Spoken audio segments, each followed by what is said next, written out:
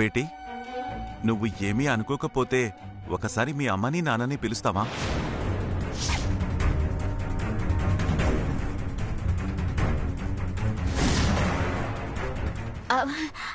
వాళ్ళు పని మీద బయటికి వెళ్ళారు బాబా. ఎక్కడికెళ్లారు? ఇప్పుడే కదా లోపలికెళ్లారు. ఈ వదినొక్కతే ఏది అర్థం చేసుకోదు. నేను పిలుచుకొస్తానాగు. నీకెందుకు శ్రమదినా? నేను పిలుచుకొస్తానుగా. అవును గాని బాబా, ఇప్పుడు మా అమ్మ నాన్నతో నీకేటి పని?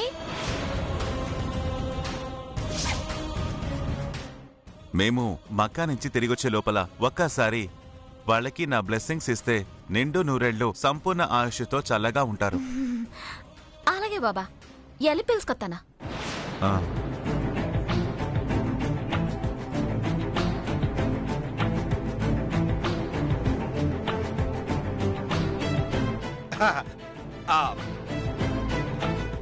ఇదిగో సాహిబు, మా ఆవిడ నాకు ఇడాకులు ఇచ్చేసి ఓ గిడంగి రెడీగా ఉందా.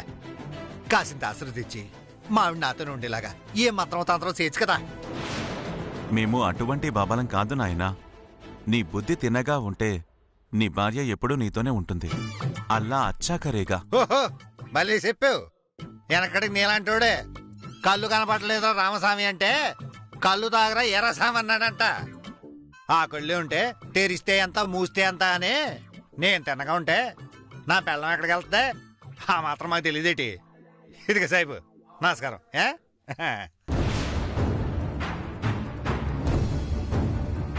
150 సరిపోయినాయిలయ్యా.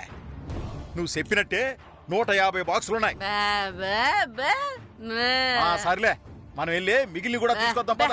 అమ్మా నాన్న ఆగండి, ఆలోకి వెళ్ళొద్దు. ఏటైనా వేరు నాన్న బాబాయ్ వచ్చాడు.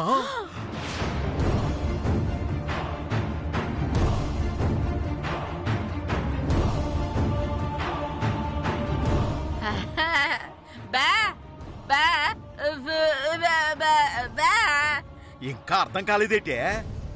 మన ఇద్దరినీ కనిపెట్టడానికి ఆ ఏర్నారాయణ సాయి బేసం వేసుకుని ఇక్కడికి వచ్చినాడు.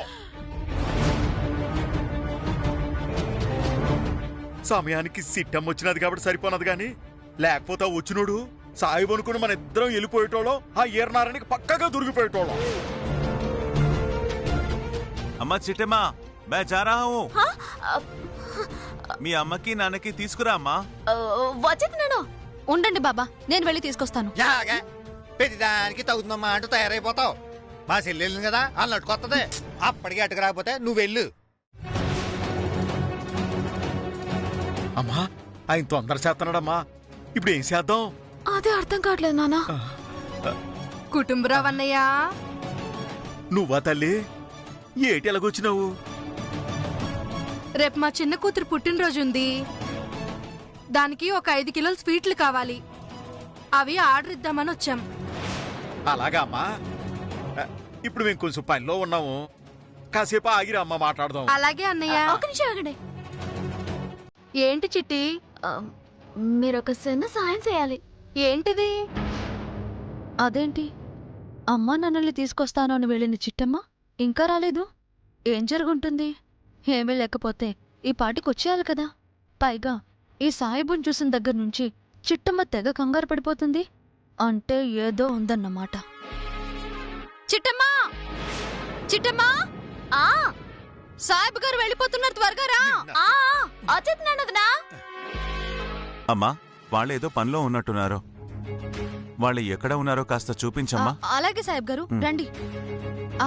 రండి. ఆగండి, ఎక్కడ బాబా వచ్చేస్తున్నారా? ఏమీ లేదమ్మా, నువ్వు రావడం ఆలస్యం అయ్యేసరికి మీ దగ్గరికి వద్దామని బయలుదేరాను.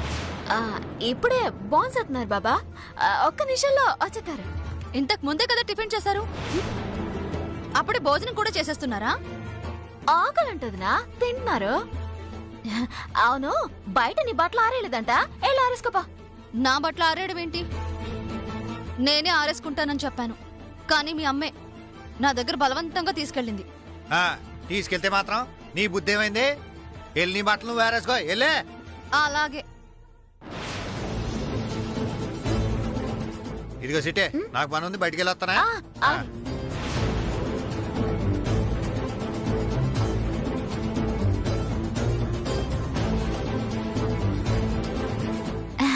వచ్చేసారా? నమస్కారం బాబా. నమస్తే నమస్తే.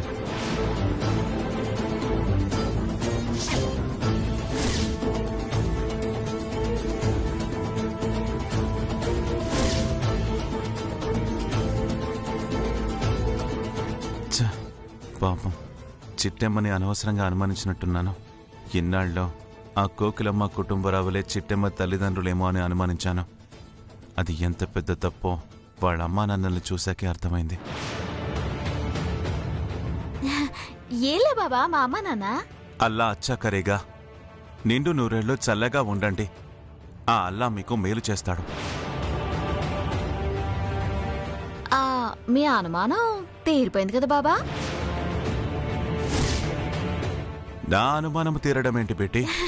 అదే మా అమ్మ నాన్న భోజనం చేస్తున్నారంటే మీ ముందరికి రావడానికి ఇష్టం లేకే అలా చెప్పానని అలా అనుకుని ఉంటారు కదా. అందుకే మీ అనుమానం తీరిపోయిందా అని అడిగాను.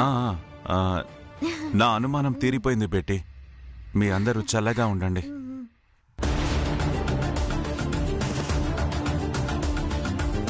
అల్లా అచ్చా కరేగా.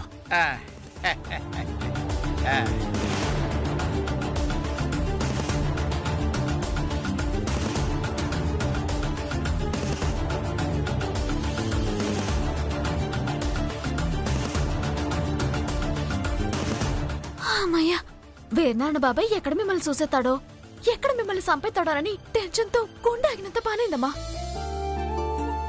సమయానికి ఆ పిన్ని బాబాయ్ దేవుళ్ళలా వచ్చి మీ ఇద్దరిని కాపాడారు. ఇంకా వేర్నాన్న బాబాయ్ సచ్చినా మన ఇంటి ఎపిసోడ్. ఎందుకంటే ఈ చిట్టెమ్మ కోకిలమ్మ కుటుంబరావుల కూతురు కాదని ఈ రోజుతో ఆయనకు అర్థమైపోయింది. ఇక సచ్చిన ఆయన మన ఇంటి వైపు చూడు. బా అవును తల్లి, నువ్వే గానికి ఈ రోజు వచ్చి ఉండకపోతే ఈ రోజుతో మా సావు మూడిపోయేదమ్మా. ఇక మీరేం భయపడొద్దు. నాకు తెలిసి వేర్నాన్న బాబాయ్ కాకినాడ వదిలిపెట్టి వెళ్ళిపోతాడు.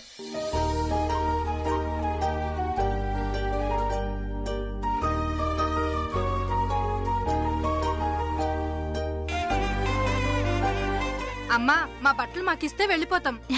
చాలా థ్యాంక్స్ పిన్ని. భలే దానివి తల్లి.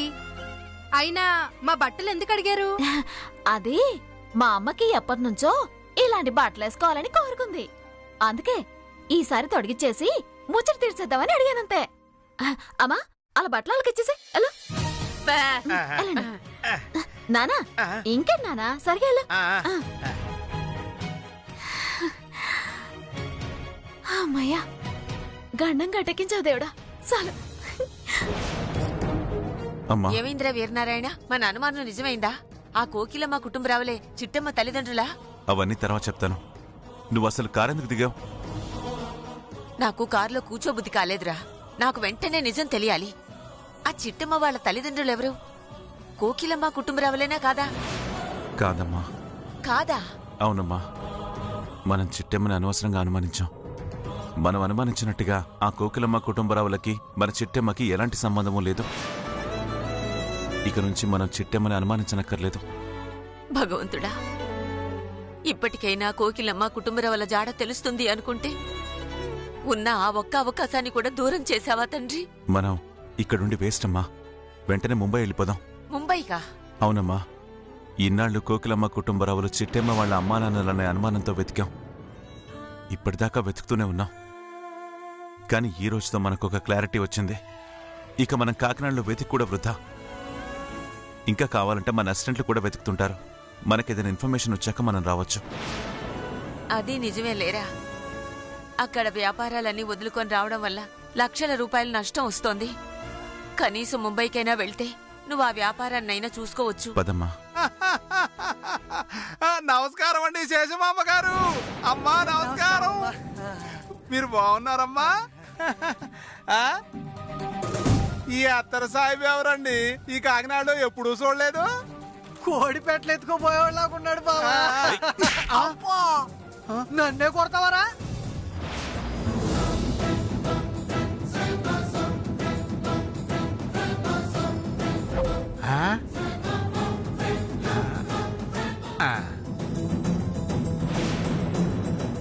అయ్యో బాబోయ్, ఈర్నారాయణ గారు మీరండి బాబు?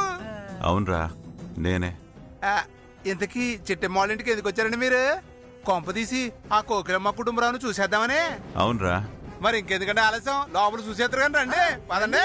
కాస్త ఆగుతావా? లోపలికెళ్ళి ఏం చూడాలరా?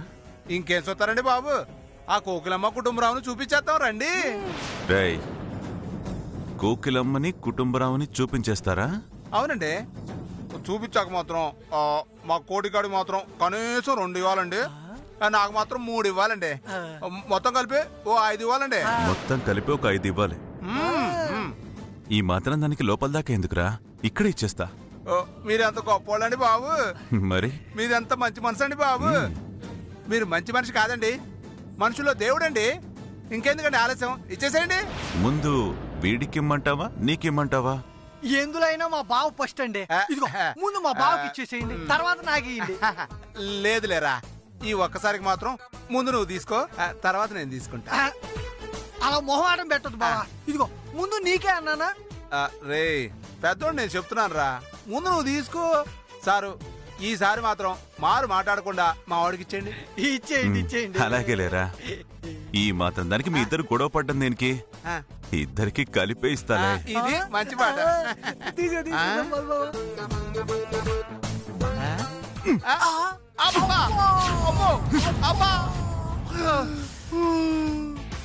ఇదేంటండి, డబ్బులు ఇస్తారనుకుంటే తాంతన్నారేంటండి మీరు? అలా కాదురా, నువ్వు 3 అడిగావు, వీడికి 2 ఇమ్మన్నావు. 1 ఇవ్వగానే భయపడుతున్నారేంటి? మేము అడిగిన దెబ్బలు కాదండి బాబు, డబ్బులు. మీకు డబ్బులు ఎందుకు ఇవ్వాలరా? కోకిల కుటుంబరావుని చూపించినందుకు. చిట్టెమ్మ అమ్మా నాన్న కోకిలమ్మ కుటుంబరావులే అని మీరు ఫిక్స్ అయిపోయారా? మేం ఫిక్స్ అవడం ఏంటండి బాబు, చూస్తే మీరు కూడా ఫిక్స్ అవుతారు. ఏరకోడిగా. అవునండి. రేయ్, పనికి మళ్ళీ వెధవలారా, ఇంకా ఎన్నాళ్ళు మోసం చేస్తారా మమ్మల్ని? ఆ చిట్టమ్మ తల్లి తండ్రి కోకిలమ్మ కుటుంబరావులు కాదని మాకిప్పుడే తెలిసిపోయిందిరా. ఏంటి ఆ కోకిలమ్మ కుటుంబరావులు చిట్టమ్మ వాళ్ళ అమ్మా నాన్న కాదా? అవును, ఈరోజు నా కళ్ళతో నేనే స్వయంగా చూశాను. ఆ కోకిలమ్మ కుటుంబరావులు వేరు, ఇక్కడున్న చిట్టెమ్మ అమ్మ నాన్నలు వేరు. ఇంకొకసారి గనక ఆ కోకిలమ్మ కుటుంబరావుల పేర్లు అడ్డం పెట్టుకుని మా దగ్గర డబ్బులు లాగాలని చూశారో ప్రాణాలు తోడేస్తాను. ఏండే, ఒకసారి ఇక్కడ కొట్టండి. ఏయ్, ఎందుకురా? కొట్టండి చెబుతానా. ఇది కల కాదండి, ఖచ్చితంగా నిజమే. అసలు ఆ కోకిలమ్మ కుటుంబరావులు చిట్టమ్మ అమ్మా నాన్న కాదని చెప్పిన ఎదవెవడండి? ఎవడో చెప్పడం ఏంట్రా? నా కళ్ళతో నేనే చూశానని చెప్పాను కదా.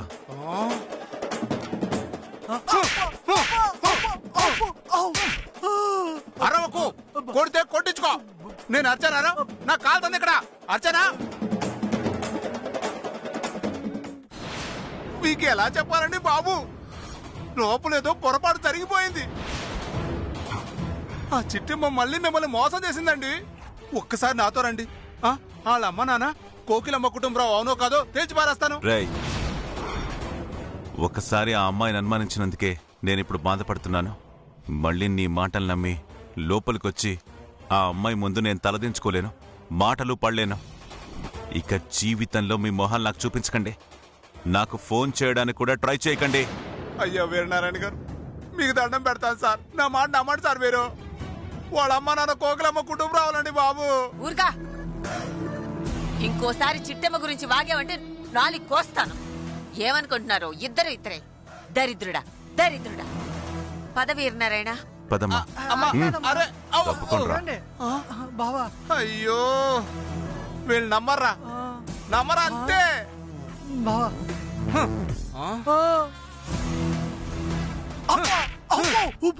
ఏంట్రా ఇదంతా? ఇంకా అర్థం కాలేదా బావా? ఆ సిట్టం ఏదో నాటకం ఆడేసి వీరనారాయణ పక్కా మోసం చేసింది. ఇక జీవితంలో ఆ వీరనారాయణ చిట్టమ్మను అనుమానించడు, చిట్టమ్మ ఇంటికి రాడు. యారపులుగా మా అమ్మ నాన్నని అడ్డేసుకొని వేనాన్న బాబాయ్ దగ్గర డబ్బులు లాగిద్దామని ఎంతో ప్రయత్నం చేశావు. కానీ ఏమైంది? సివర్ క్యాన్ చేతిలో దెబ్బలు పడ్డాయి. ఇంకోసారి గనక నా సొంత విషయాల్లో ఏలెట్టాలని చూసారనుకో, తినటానికి చేతులుండవు, నడవడానికి కాళ్ళుండవు. ఎర్రదొల్లరు ఎర్రదు. అటో వెళ్ళి పని చూసుకోండి.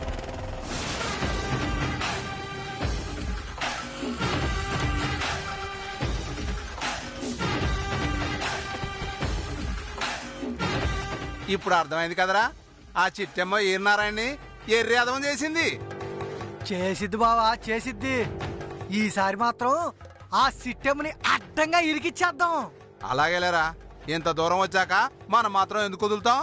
అట్టాగే కానీ ఆ కోకిలమ్మ కుటుంబరావుని కూడా అడ్డంగానే ఇరికిచ్చేద్దాం. పదా పద బావా.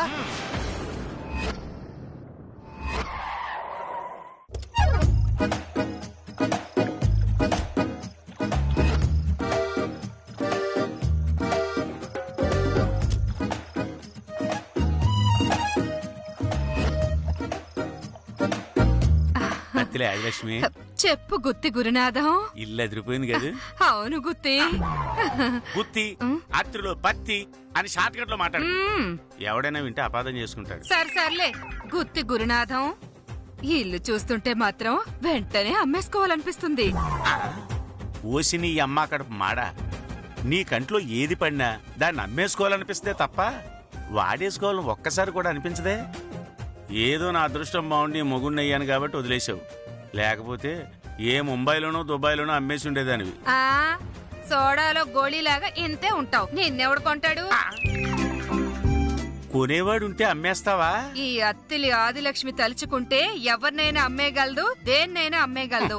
ఓసిని అమ్మ కడుపు మాడా, ఈ ఇంట్లో పని పూర్తయ్యేదాకా ఈ అమ్మకాల కూడా కాస్త ఆపవే. అలాగేలే, ముందు లోపలికి వెళ్దాం పద. నడవే అమ్మయ్యా.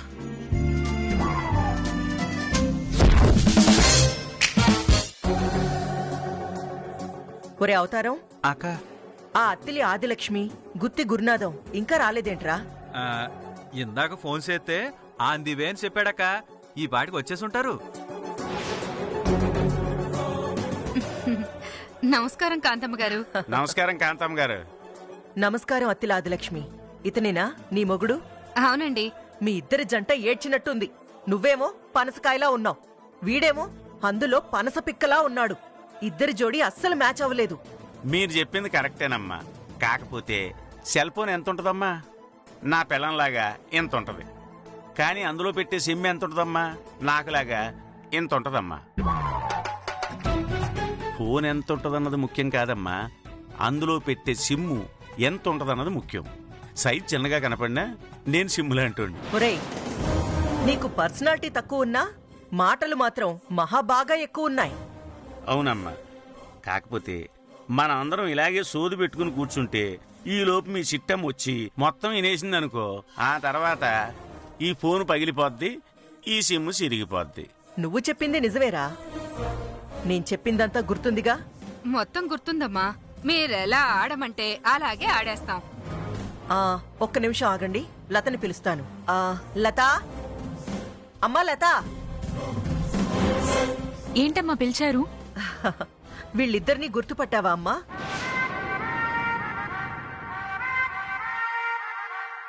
లేదు కాంతమ్మ గారు, వీళ్ళెవరో నాకు గుర్తు రావడం లేదు. అమ్మ లత, ప్రాణానికి ప్రాణంగా పెంచిన మీ పెద్దమ్మని పెదనాన్నని మర్చిపోయావా అమ్మా? అమ్మా, నువ్వు చిన్నప్పుడు గుర్రం ఎక్కుతానంటే వద్దమ్మా గాడిద ఎక్కుదుగానని మీ పెద్దమ్మను ఒంగోబెట్టి ఎక్కించింది నేనేనమ్మా. చిన్నప్పుడు నువ్వు కుక్కని కొడతానంటే వద్దమ్మా మీ పెదనాన్నని కొట్టు అని కొట్టించింది నేనేనమ్మా. నేను నీ మీద పనిచేస్తే నువ్వు నా మీద పనిచేస్తావేంటే? పంచలేయడం నీకే వచ్చా? నాకు వచ్చు. మీ ఇద్దరు ఎదవనస ఆపుతారా? ఇంక విషయానికి రండి. అలాగేనమ్మా. నేను మీ గుత్తి గురునాథాన్ని, మీ పెదనాన్నమ్మా. నేను మీ పెద్దమ్మని, అత్తిలి ఆదిలక్ష్మిని. మీరెవరో నాకు నిజంగా గుర్తుకు రావట్లేదండి.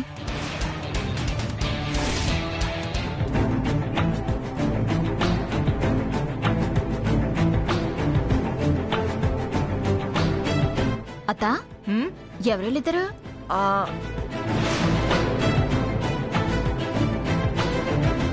నా పేరు గుత్తి గురునాథమమ్మ, లతకి పెదనాన్న. నా పేరు అత్తిలి ఆదిలక్ష్మమ్మ, లతకి పెద్దమ్మను. ఓహో, మరి ఇన్నాళ్ళు ఏమైపోయారో?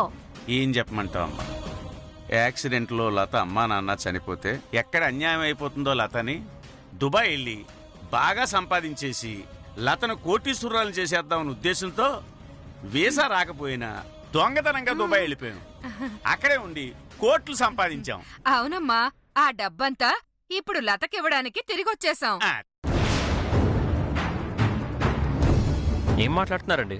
వీసా లేకుండా దుబాయ్కి వెళ్తే జైలు శిక్ష వేస్తారు తప్ప తిరిగి ఇండియా ఎలా రాణిస్తారు? డైలాగ్ గట్టిగా ఉండాలని అలా చెప్పాం బాబు. వీసా తీసుకునే దుబాయ్ వెళ్ళాం. ఆ తర్వాత తిరిగి వచ్చేసరికి ఈ లతమ్మ ఎక్కడుందో అర్థం కాక, తన అడ్రస్ తెలియక తిరగని దేశం అంటూ లేదు, వెతకని రాష్ట్రం అంటూ లేదు. ఫైనల్ గా ఒక రోజు అదృష్టవశాత్తు ఒక మహానుభావుడు కలిశాడు. ఎవరా మహానుభావుడు? నేనే సిట్టమ్మా.